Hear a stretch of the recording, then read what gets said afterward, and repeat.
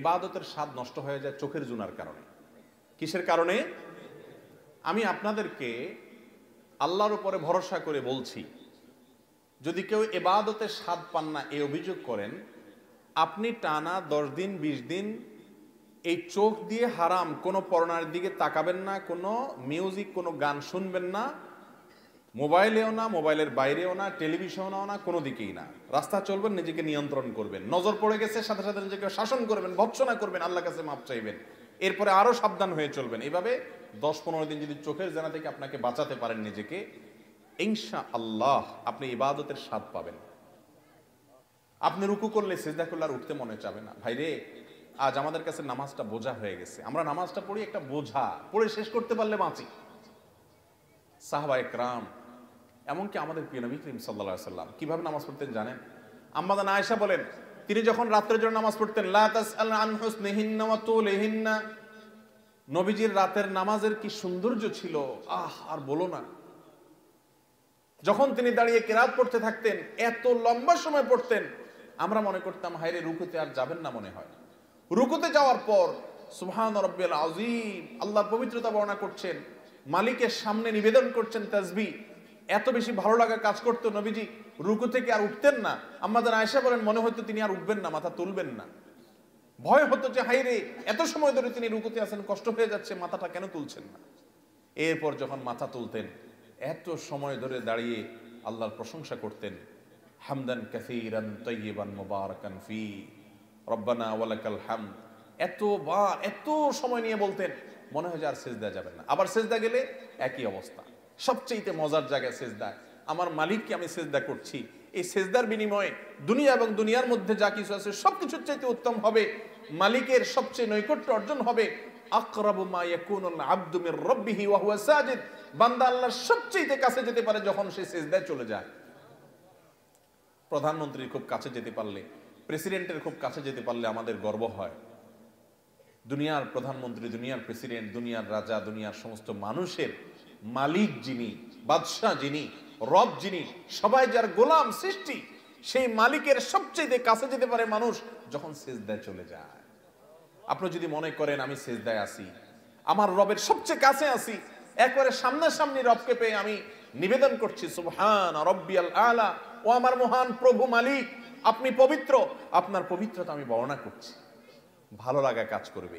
নবীজি সাল্লাল্লাহু আলাইহি ওয়াসাল্লাম লম্বা সময় সিজদা করতেন, উঠতে চাইতেন না। আর আমাদের অবস্থা হলো নামাজ তাড়াতাড়ি করে শেষ করতে পারলে বাঁচি। নামাজের পরে যদি বৃষ্টি হয় তো মসজিদের দুয়ারে এসে সবাই এমন ভাবে একত্র হয়, মনে হয় জেলখানায় আছে, বাইরে হওয়ার জন্য সবাই পাগল হয়ে গেছে। ঠিক না ঠিক? ভাইরা আমার, এই ইবাদতের স্বাদ নষ্ট হয় যে কাজগুলোর মাধ্যমে, তার মধ্যে অন্যতম একটা কাজ হলো চোখের গুনাহ, যেটা আজ ব্যাপক হয়ে গেছে। এই জন্য ইবাদতের স্বাদ নাই। আল্লাহ আমাদেরকে চোখের জেনা থেকে বেঁচে থাকার তৌফিক দান করুন। আর এমনি গণহারে গুনাহের কারণেও ইবাদতের স্বাদ কমে যায়। ইবাদতের স্বাদ কমার তৃতীয় কারণ হলো হারাম খানা। আজকাল খাবারের মধ্যে এত ভেজাল, আল্লাহ মাফ করুক, ইমাম সাহেব বেচারা যে বেতনটা পায়, ওয়াজ করে হুজুর যে হাদিয়া পায়, ওই হাদিয়াও দেখা গেল যে যেসব মানুষ দিছে টিছে, সুদখোর, ঘুষখোর, টিনচোর, গমচোর, ডাকাত, রাহাজানি করেন না, আইল ঠেলা মানুষ, 2 নম্বরে ইনকাম করা মানুষ, চাঁদাবাজ, মাস্তান, এক একজনের ইনকামে এক এক ভেজাল। আবার কেউ আছে এগুলো কিছু করেন, আপনারা খুব হাসতেছেন মনে মনে, হুজুর সব বাঁশ দিয়ে ফেলতেছে। আপনি নিজেও যে বাঁশ খাওয়ার লোক, আপনি বোনের হক দেন নাই, ফুফুর হক দেন নাই বাপের সম্পত্তিতে, তাহলে আপনিও হারামখোর, আমিও হারামখোর হয়ে যাব যদি এই কাজ করি। ঠিক না আমি ঠিক? এই হারাম খাওয়ার কারণে ইবাদতের স্বাদ পাওয়া যায় না। 3টা জিনিস বললাম, চোখের জেনা থেকে বাঁচা, সকল গুনাহ থেকে বাঁচার চেষ্টাটা করতে থাকা, আর বিশেষভাবে আমি যা খাবো উপার্জন করব এটা যেন হারাম না হয়, এই দিকটা চেষ্টা করা। এই 3টা কাজ করেন, আল্লাহর কসম ইবাদতের স্বাদ এমন পাবেন, আপনাকে ইবাদত থেকে গুলি করে কেউ সরাতে পারবে না। ভাইরে, সালাহাতু সঙ্গে বুদি দিল খারাস, আজমুদে এক জামানা খাকে বাস। অনেক কিছু স্বাদ পেয়েছেন জীবনে, অনেক কিছুর স্বাদ। ভাই, ভালো খাবারের স্বাদ পেয়েছেন, জেনা হারাম রিলেশন সম্পর্কের মধ্যে স্বাদ পেয়েছেন, ফেসবুকে ইউটিউবে আজেবাজে জিনিস দেখে স্বাদ পেয়েছেন, হালাল হারাম বিভিন্নভাবে বিভিন্ন স্বাদ পেয়েছেন। আজমুদে এক জামানা খাক বাস, একটু পরীক্ষা করে কিছুকালের জন্য মাটি হয়ে দেখেন, একটু কিছুকালের জন্য হারাম ত্যাগ করে দেখেন, ইবাদতের স্বাদ যদি একবার পান, দেখবেন যে এর চাইতে স্বাদের আর কিছু নেই। শাহ ওলিউল্লাহ মুহাদ্দিস দেহলভী রাহিমাহুল্লাহ, তার ব্যাপারে একটি ঘটনা বর্ণিত আছে যে তিনি বলতেন, দিলে দারম জওয়াহির পারায় ইশকাস্তি তাহবিলশ কেদারত জের গরদোমি সে মেরে সামানে কে মন্দারম। তিনি দিল্লির শাহী মসজিদের ওখানে দাঁড়িয়ে বলতেন, আল্লাহ এমন এক দিল দিয়েছেন আমাকে,